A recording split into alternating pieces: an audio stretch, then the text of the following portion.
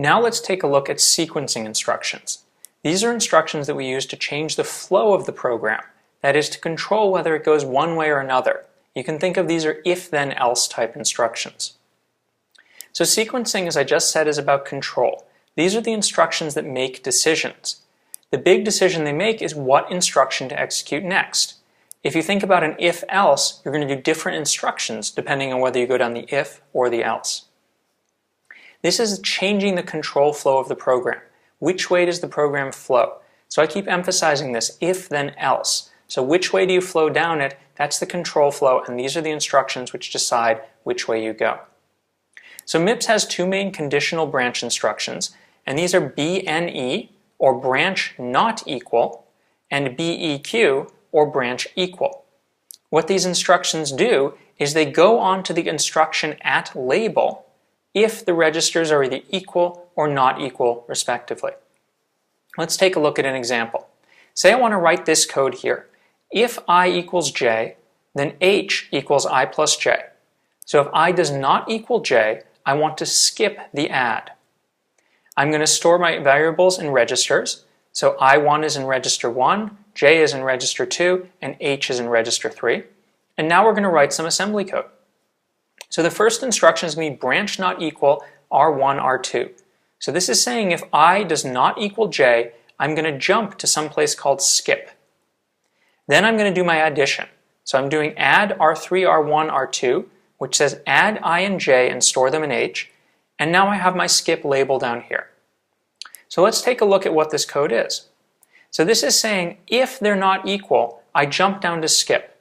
So if I does not equal j, I'm going to skip over the addition. And we can look at the correspondence here. Here's our if statement, and here's our branch. The branch says if they're not equal, jump over and skip the addition. We end up down here past the addition.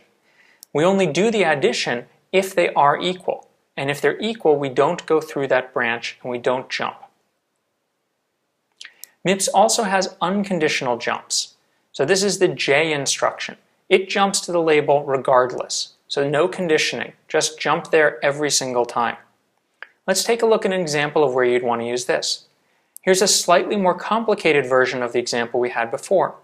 Now we're doing if I equals j, h equals I plus j, else h equals I minus j. So we have two parts down here. This first part that we execute only if I equals j, and the second part that we execute if I does not equal j. Now let's take a look at our assembly instructions. We're going to put our variables in the same registers as before. We're going to start out, we're going to branch not equal to do subtraction. That's going to be down at the bottom. If we don't branch, we're going to go ahead and do our addition.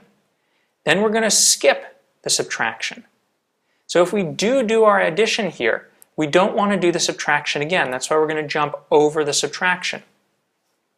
Then we have our label down here for our else, where we're going to do the subtraction. And finally, our skip subtraction will jump us over that. So let's look at this in more detail. Here's the first comparison. If I equals j, and if I equals j, if they're not equal, so branch not equal, we're going to jump past the addition. So we're going to skip over the addition if they're not equal and go down and do the subtraction. If they are equal, however, we're going to do the addition, and then we need to jump again. We need to do this jump to make sure we don't do the subtraction once we've done the addition. So if we do the addition, we always want to jump over the subtraction so we don't do both. And that's why we have an unconditional branch here. So here are our different types of control flow instructions. We have a jump, J, which goes to the label no matter what, and we have branch not equal and branch equal, which only go to the label if the registers are not equal or equal. Let's take a look at another example. Here we have if A equals B, C equals 1, otherwise C equals 2. Here's our code for this. Here are our register allocations. And now we're going to look at the addresses, the instructions, and we're going to put in a comment as to what they do. So at address 0, we have a branch not equal instruction. This is going to jump down to location 12 if R5 does not equal R6. So that's if A does not equal B, we're going to jump. If A does equal to B, we're going to store 1 into R7, that's C. And then we're going to jump over to 16. So we're going to jump over the storing 2 into it. However, If A does not equal B, here's where we're going to store 2 into there. And this is what happens with that first branch. And finally, we're going to continue on our program. So here's our first comparison. If A equals B, if they're not equal, we're going to jump over and go down to the else. If they are equal, we're going to continue going. In the else, we set C equal to 2. And if they are equal, we set C equal to 1. And then we have to remember to skip over the second part. So we don't want to set C equal to 2 right after we set C equal to 1. And that's why we have the jump there. How about loops? Here's a loop. For j equals 0, while j is less than 10, increment j, and inside the loop we're going to say b equals b plus j. Now each part of this loop is color-coded with the assembly instructions we're going to look at in a minute. Here's our allocation of variables to registers. We're going to put j in R5 and b in R6. And here's our code. So our first instruction is going to be an add immediate to R5 of R0 and 0. This is putting 0 into j. This is the initialization part of the for loop. Then we're going to add 10 to R0 and store it into R1. And what's going on here? Well, where do we need 10 in this program? If we look at where we need 10, we need it up here for this j less than 10 part. But we don't have a register with a 10 constant in it. So we're using the add immediate instruction to put 10 into R1 so we can use it as a constant. So this is how we're going to get the constant 10 that we need for our loop bound. Our next instruction is branch equal R5, R1, and we're going to jump down to address 24. This is if j equals 10, then we go to the end of the loop. Now if j does not equal to 10, we need to do the b equals b plus j part, and that's what we have here. Finally, we increment j by 1, and then we jump up to the beginning of the loop. And we always jump up to the beginning of the loop because if we need to exit the loop, we exit the loop with this branch equals in the middle. So here's our test to see if we exit the loop. You can see where this is in the for loop in the code up above. And if this is true, we're done and we jump out of the loop. Here's the bottom of the loop, and you can see this in the code up above. And when at the bottom of the loop, we always go up to the top of the loop and continue our loop. Now let's take a look at sequencing in detail and how it works in the processor. So here we have a program with a branch not equal, and we're going to load that into our instruction register. The control is going to evaluate that, and it needs to compare the registers. So the control is going to tell the ALU to do subtraction.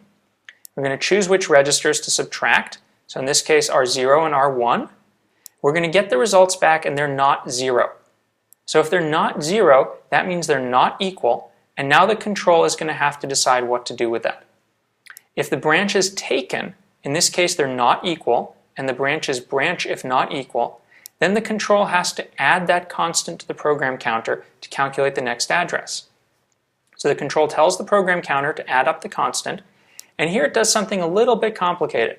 So you see what we're doing, we have the previous value 0, plus that constant 3 times 4 plus 4. So what's going on here?